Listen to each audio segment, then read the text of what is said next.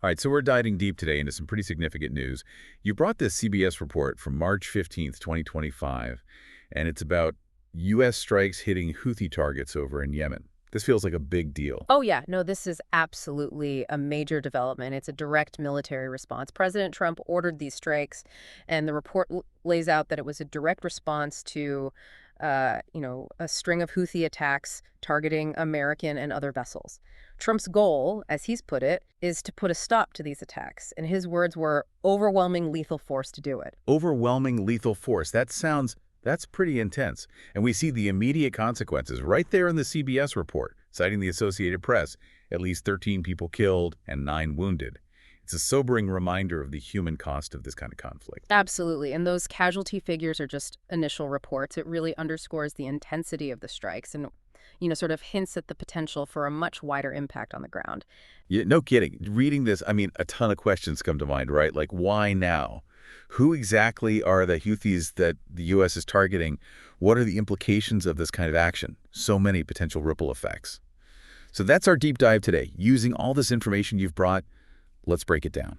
Sounds good. Where should we start? Well, I think first we got to understand Trump's reasoning. I mean, why this response and why now?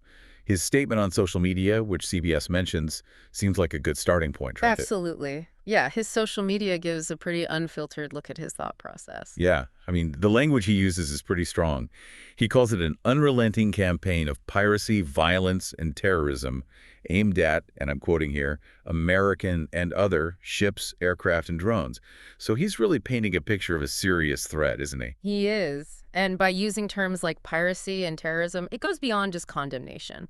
It frames this as something that requires a robust, sustained response, not only for the American people, but also on the world stage. And he's not just talking about, abstract threats. He's saying these attacks, these Houthi attacks, have cost billions to the U.S. economy, to the global economy. And obviously, he's pointing to the risk to innocent lives.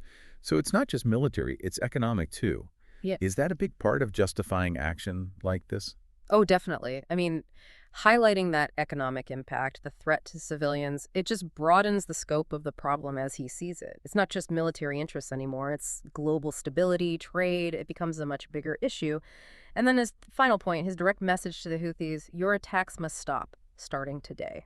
That's pretty unambiguous, right? Right. No room for interpretation there. And following that statement, it wasn't just words. The U.S. military confirms the strikes.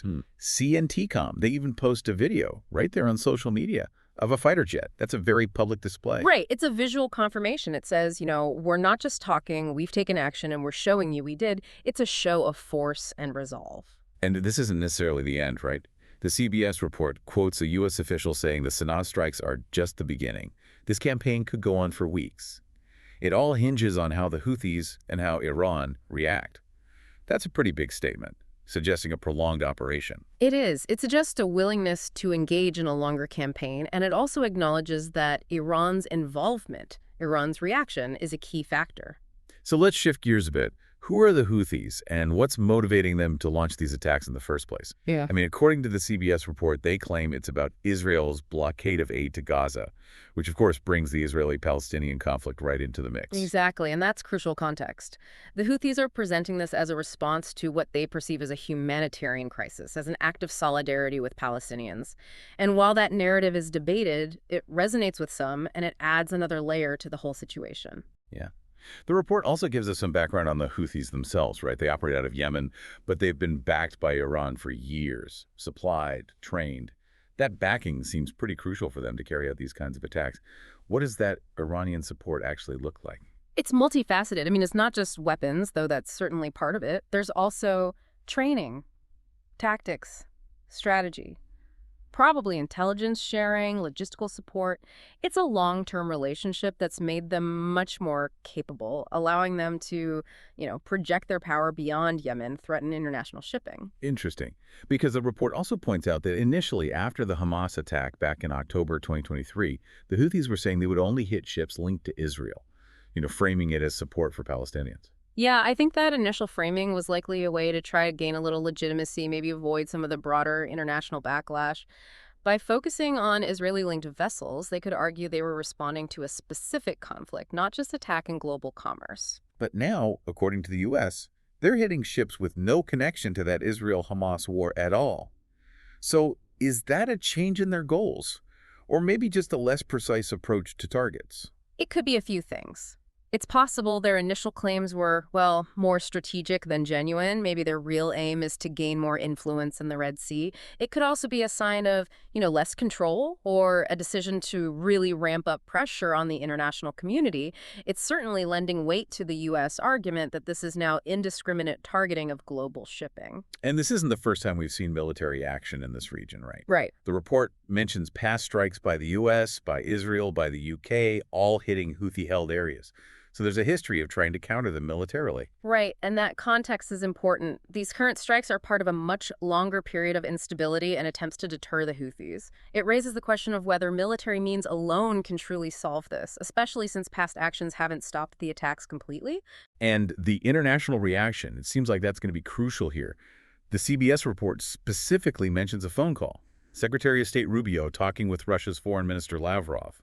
That feels significant, especially with Russia's ties to Iran. What's the importance of that call?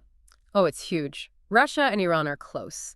And we've talked about Iran's role backing the Houthis. This call, it was likely a very deliberate attempt by the U.S. to communicate their goals directly, maybe try to, discourage any further involvement from Iran, prevent escalation. It's all about managing the bigger geopolitical picture. And according to the report, Rubio told Lavrov very clearly about the U.S. military deterrence operations against the Iran-backed Houthis. And he emphasized that any continued attacks will not be tolerated. That's a strong message. And deterrence operations, that suggests something more than just retaliation, right? Exactly. It implies trying to prevent future attacks. It's about showing they're willing and able to respond forcefully. That statement about not tolerating further attacks, that just reinforces that. Drawing a line in the sand, so to speak. And one last point from the CBS report. They mentioned the U.S. designation of the Houthis as a terrorist organization. And it's had kind of a back and forth, hasn't it? Trump designated them a foreign terrorist organization back in January 2025. Biden removed that designation in 2021, but then they were redesignated as a specially designated global terrorist in early 2024. What's the difference, really, between those designations? Well, they have similar goals, but the practical effects are different. The FTO designation, the Foreign Terrorist Organization, that's a broader label. It triggers a lot more sanctions, restrictions, like it becomes a crime to knowingly provide them with material support.